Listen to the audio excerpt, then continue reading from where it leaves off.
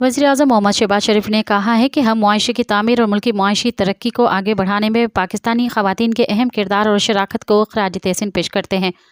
वज़ीर-ए-आज़म मोहम्मद शहबाज शरीफ ने working women के कौमी दिन के मौके पर अपने पैगाम में कहा कि ख़वातीन हमारी आबादी का निस्फ से ज़्यादा हैं और हमारे मुल्क के मुस्तक़बिल की तश्कील में कलीदी किरदार अदा करते हैं। जैसा कि कायद-ए-आज़म मोहम्मद अली जिन्ना ने वजह तौर पर फरमाया था कि कोई कौम उस वक्त तक अज़मत की बुलंदी पर नहीं पहुंच सकती जब तक कि तुम्हारी औरतें तुम्हारी शाना बशाना ना हो।